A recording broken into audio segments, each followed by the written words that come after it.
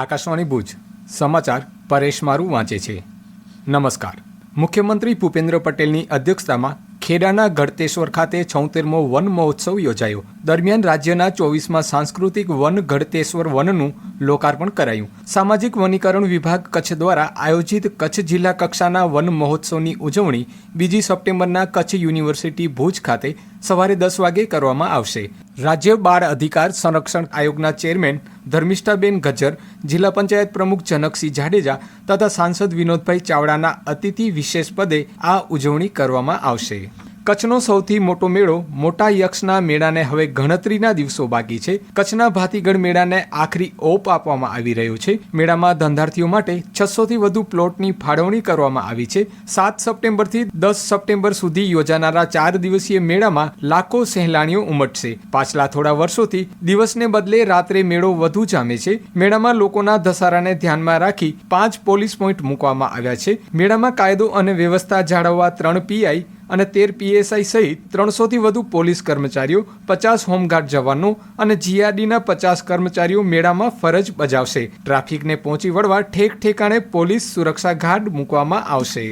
રાપર તાલુકામાં આવેલા સુપ્રસિદ્ધ રવેચી માતાનો મેળો આવતીકાલે રવિવારે યોજાશે. આજે રાત્રે સંતવાણીના કાર્યક્રમનું આયોજન કરાયું છે, જેમાં ગુજરાતના જાણીતા કલાકારો સંતવાણી રજૂ કરશે. આ વખતે સારો વરસાદ થયો હોવાથી કચ્છ, સૌરાષ્ટ્ર, ગુજરાત સહિત મુંબઈ, પુણે, બેંગ્લોર વગેરે દૂર દૂરથી ભાવિકો માતાજીને માથું નમાવવા અને મેળો માણવા ઉમટી પડશે. મેળા માટે સવારથી એસટી દ્વારા સ્પેશિયલ બસોની વ્યવસ્થા કરવામાં આવી હોવાનું જાણવા મળ્યું છે. અંજારમાં 261 તપસ્વીઓનો શાહી પારણા મહોત્સવ યોજાયો હતો. આ અંતર્ગત શહેરના મુખ્ય માર્ગો ઉપરથી અંદાજિત 1 કિલોમીટર કરતાં લાંબી શોભાયાત્રા નીકળી હતી. અંજારમાં જૈન સમાજના ઘરોઘરમાં સિદ્ધ તપના તોરણો બંધાયા હતા, જેમાં 32 બાળકો સહિત 261 તપસ્વીઓએ સિદ્ધિ તપ કર્યું હતું. તપસ્વીઓની નીકળેલી શોભાયાત્રામાં મોટી સંખ્યામાં વાહનો જોડાયા હતા તથા માર્ગ પર રંગોળી કરવામાં આવી હતી. શોભાયાત્રાની પૂર્ણાહુતિ બાદ તપસ્વીઓનો સન્માન સમારંભ યોજાયો હતો.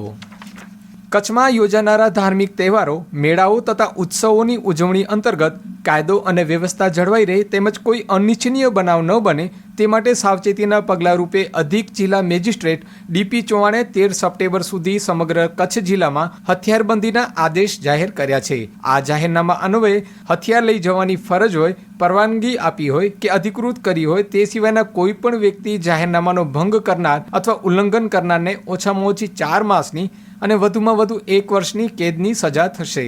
આ ઉપરાંત ગુજરાત પોલીસ અધિનિયમ 1951ની કલમ 135(1) મુજબ દંડની સજા થશે. આ ઉપરાંત જિલ્લાની વિવિધ સરકારી કચેરીઓમાં કે તેની 100 મીટરના પરિસરમાં ધરણા, પ્રતિક ધરણા, ભૂખ હડતાલ પર બેસવા કે ઉપવાસ પર બેસવા અંગે મનાઈ ફરમાવતો જાહેરનામું બહાર પાડવામાં આવ્યું છે. આ જાહેરનામાનો અમલ 13 સપ્ટેમ્બર સુધી કરવાનું રહેશે. પ્રધાનમંત્રી નરેન્દ્ર મોદી આવતીકાલે સવારે 11 વાગે આકાશવાણી પરથી પ્રસારિત થનાર મન કી બાત કાર્યક્રમમાં વિવિધ વિષયો પર પોતાના વિચારો રજૂ કરશે. માસિક રેડિયો કાર્યક્રમની આ 125મી કડી હશે. હિન્દીમાં મન કી બાતના પ્રસારણ બાદ ગુજરાતીમાં તેનો ભાવાનુવાદ પ્રસારિત કરાશે. આ કાર્યક્રમ આકાશવાણી અને દૂરદર્શનના સમગ્ર નેટવર્ક, આકાશવાણી ન્યૂઝ વેબસાઇટ અને news on air mobile application પર પ્રસારિત કરવામાં આવશે. મન કી બાતને આવરી લેતું કચ્છી બુલેટિન આવતીકાલે સાંજે 7:05 પ્રસારિત કરાશે.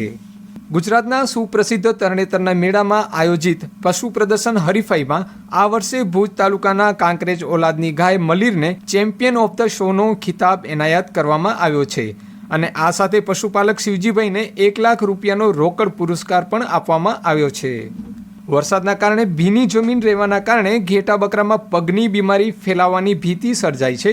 ઘેટા બકરાના પગના તળિયા નાજુક હોય છે. ભીની જમીનના કારણે એ પગના તળિયાનો નાજુક ભાગ પ્રથમ ફૂલી જાય અને સીમાડે ચરિયાણ દરમિયાન એ ભીના સુવાણા પગના ખોરમાં પથ્થર કે કાંટા ચૂભે અને પછી અસહ્ય પીડા થાય છે. ઝીણો માલ આ બીમારીમાં સપડાય અને અશક્ત બની જાય છે. નાના પશુઓમાં આ બીમારી ફેલાતા માલધારીઓમાં ચિંતા ફેલાય છે. અને આ સાથે સમાચાર બુલેટિન પૂરું થયું. નમસ્કાર.